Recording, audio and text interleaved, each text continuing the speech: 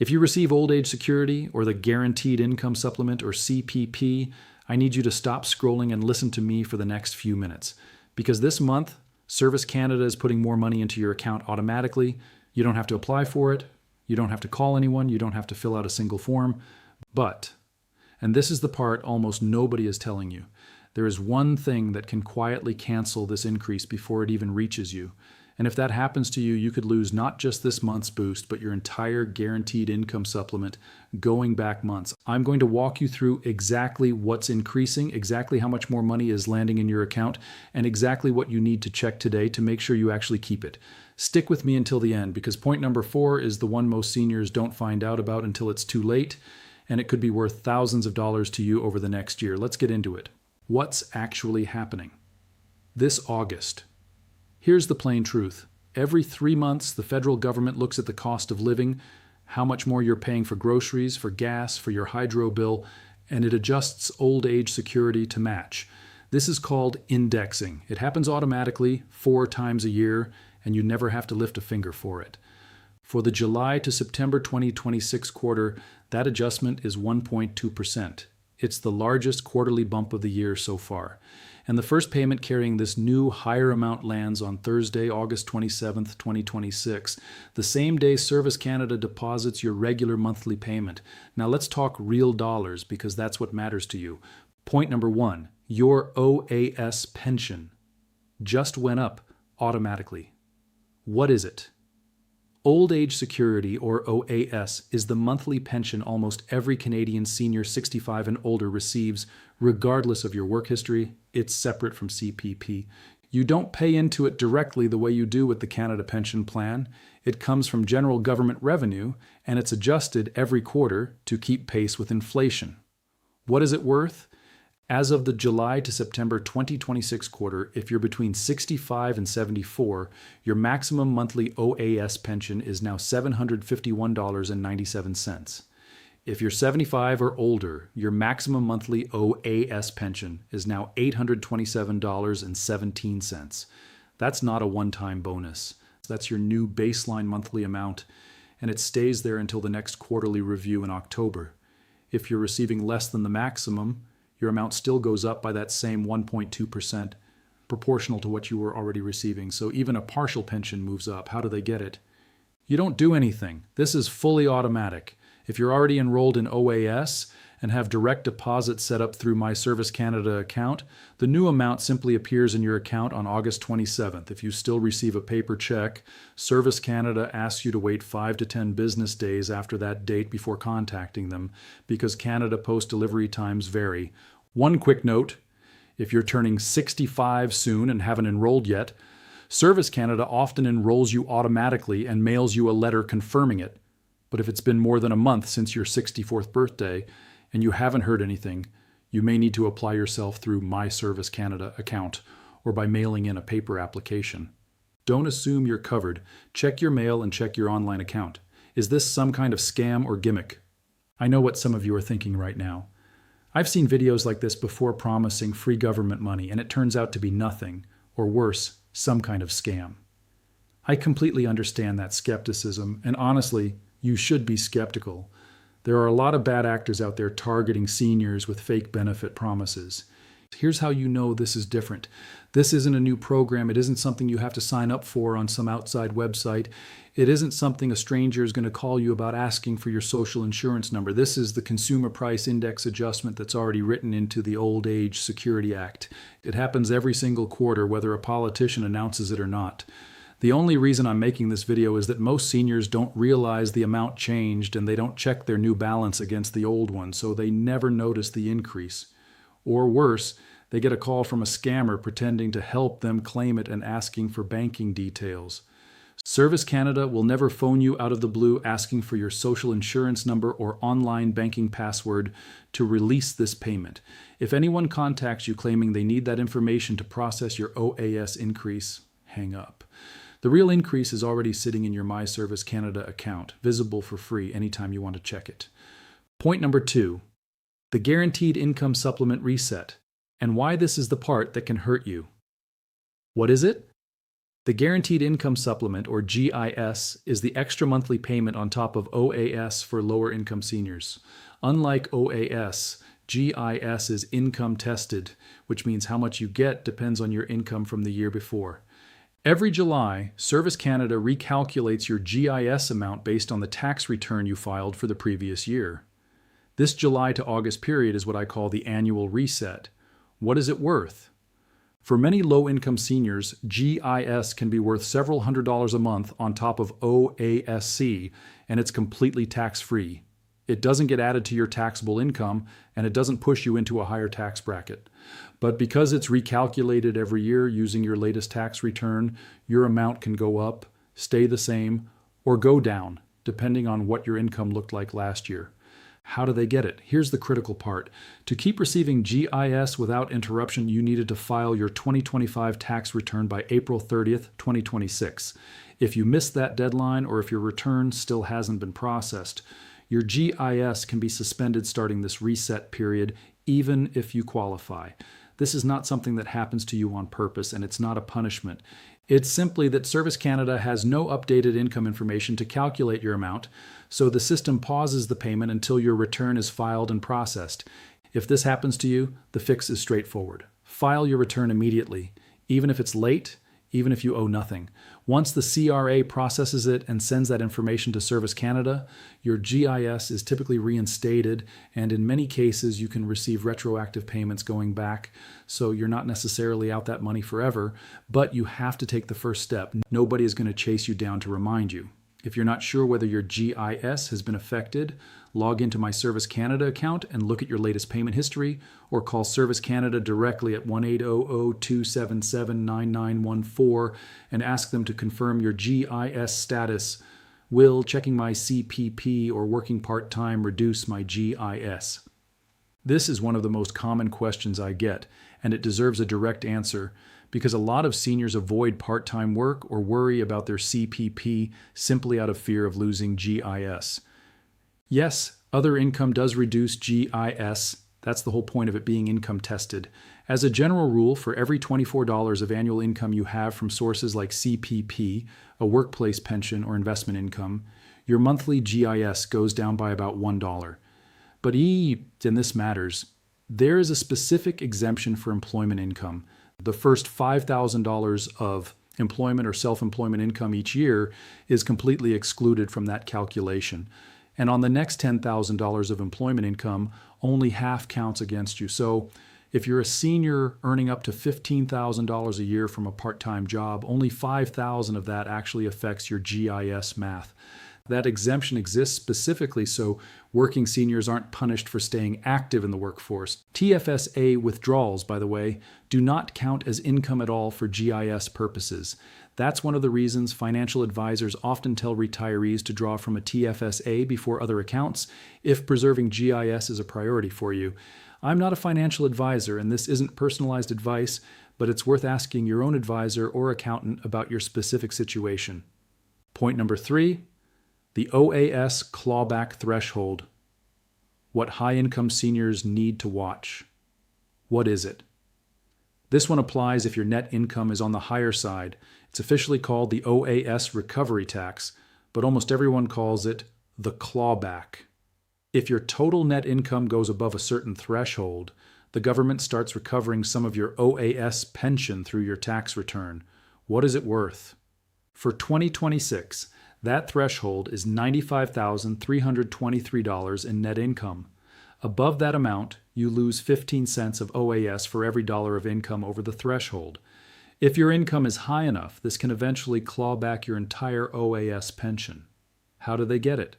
Or rather, how do you avoid losing more than you have to? This is where a strategy called pension income splitting comes in. If you have a spouse or common law partner with a lower income, you may be able to split eligible pension income with them on your tax return. This can lower your individual net income enough to reduce or avoid the clawback altogether, and it can reduce your overall household tax bill too. This is done directly on your tax return through a joint election. Your accountant or tax software will usually have a specific form for this, often referenced alongside line 21,000 on your T1 return. If you're anywhere close to that $95,000 threshold, this is a conversation worth having with a tax professional before you file next year. Why didn't my accountant tell me about any of this? I hear this a lot, and I want to be fair to accountants here. Most of them are juggling dozens or even hundreds of clients during tax season, and they're focused on getting your return filed correctly and on time. They're not always going to proactively walk you through every single credit or income splitting opportunity unless you ask directly. And that's not because they're hiding anything from you. It's because tax season is fast, and benefit optimization is a separate conversation from basic return preparation. My advice, the next time you meet with your accountant or tax preparer, bring a specific list of questions. Ask them directly, am I eligible for pension income splitting? Ask them, is my GIS at risk because of a filing delay? Ask them, should I be applying for the disability tax credit? Which brings me to our next point, because this one is worth more per year than almost anything else we've talked about so far. Point number 4, the disability tax credit, the one most seniors never apply for. What is it? The disability tax credit, or DTC, is a non-refundable tax credit for Canadians who have a severe and prolonged physical or mental impairment. Most people hear disability and assume it doesn't apply to them, but this credit covers a much wider range of conditions than people expect. Significant mobility limitations, hearing loss, vision loss, conditions requiring life-sustaining therapy, and various chronic illnesses that affect daily living. A lot of seniors dealing with arthritis, diabetes requiring insulin therapy, or significant hearing loss actually qualify and never find out. What is it worth? This is the big number. The disability tax credit can be worth several $1,000s in combined federal and provincial tax relief. And here's the part that surprises most people. It can be claimed retroactively for up to 10 previous tax years if you qualified during that time but never applied. For some seniors, that retroactive claim alone has resulted in a refund in the range of $10,000 to $20,000, depending on their income and how many years they qualified for. It also automatically opens the door to other benefits, like the Registered Disability Savings Plan and certain provincial supports. How do they get it? You apply using Form T-2201, the Disability Tax Credit Certificate. Part of the form is filled out by you, and part must be completed and signed by a medical practitioner.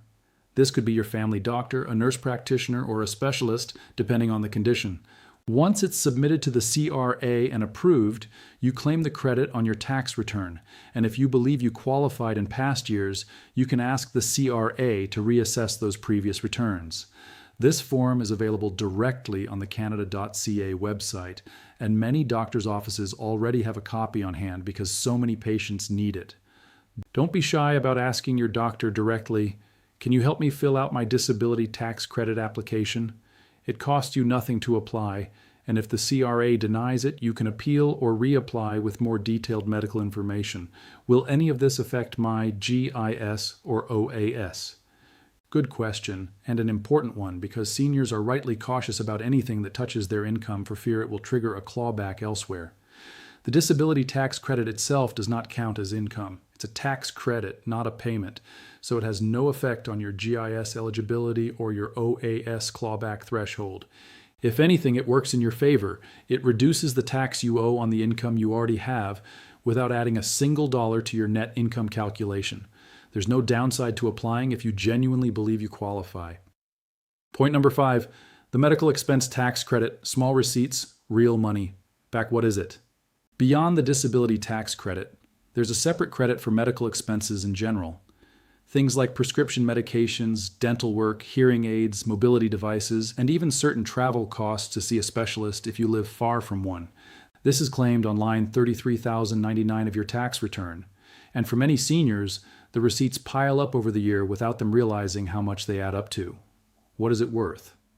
You can claim eligible medical expenses above a certain threshold, either 3% of your net income or a fixed dollar amount set annually by the CRA, whichever is lower.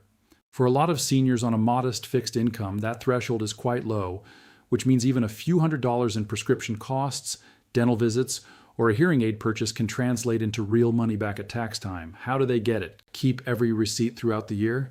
Pharmacy printouts, dental invoices, receipts for mobility aids, even parking receipts if you're traveling for medical appointments. Most pharmacies can print you a full annual summary if you ask. When you file your return, these get totaled and entered on line 33099. If you're using a tax preparer, hand them the full stack. Don't pre-sort or throw out anything that looks minor, because a lot of smaller items add up faster than people expect. This sounds like a lot of paperwork. Is it really worth it? I want to be honest with you here. Yes, some of this takes a bit of effort. Filling out a form, gathering receipts, having a conversation with your doctor or accountant. But compare that effort to the payoff. The disability tax credit alone, applied retroactively, has put thousands of dollars back into the pockets of seniors who assumed it wasn't worth their time. The medical expense credit takes maybe 20 minutes of organizing receipts once a year. None of this requires a lawyer, a paid consultant, or any kind of upfront fee. Everything I've described today goes directly through the CRA or Service Canada, using their official forms for free.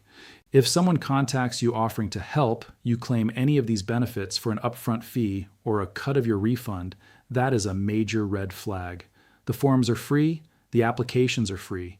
You never need to pay a stranger to access money you're already entitled to. Putting it all together, your August action list. Let's bring this all together so you know exactly what to do this week. Number 1, your OAS pension is already higher this month. Automatically, no action needed. Just confirm the new amount landed on August 27th by checking your bank statement or your My Service Canada account. Number 2, if you receive GIS, make absolutely sure your 2025 tax return has been filed. If it hasn't, file it now, even late, to avoid a suspension or to get your payments reinstated. Number 3, if your income is near or above $95,323, talk to a tax professional about pension income splitting before your next return. Number 4, and this is the big one, if you have any kind of significant prolonged health condition, mobility issue, or chronic illness, ask your doctor about Form T2201 and the disability tax credit. This could be worth thousands of dollars, including retroactive years. Number 5, start keeping every medical receipt in one place for next tax season. And don't underestimate how quickly those smaller expenses add up on line 33099. I know government benefits can feel confusing, and honestly, I know a lot of seniors feel like the system isn't built to make this easy for them. But the truth is, this money is yours. You worked for decades. You paid into this system, and these programs exist specifically to support you now. The least you deserve is clear, honest information about what you're entitled to, without a sales pitch attached. If this video helped you understand your August payment or helped you catch something you might have missed, like an unfiled tax return putting your GIS at risk or a disability tax credit you never knew you qualified for, please do 2 things for me. First, share this video with a friend, a neighbor, or a family member who's also receiving these benefits. A lot of seniors don't have anyone walking them through this, and this video might be the only place they hear it. Second, drop a comment below and let me know which point surprised you the most, or ask me a question. I read every single comment. And if enough of you are asking about the same thing, I'll make a full video answering it. And if you want to stay ahead of these changes every quarter, because remember, OAS adjusts again in October and GIS gets reviewed every year, hit subscribe and turn on notifications so you don't miss the next update. I'll see you in the next video. Take care of yourselves and take care of that money. It's yours.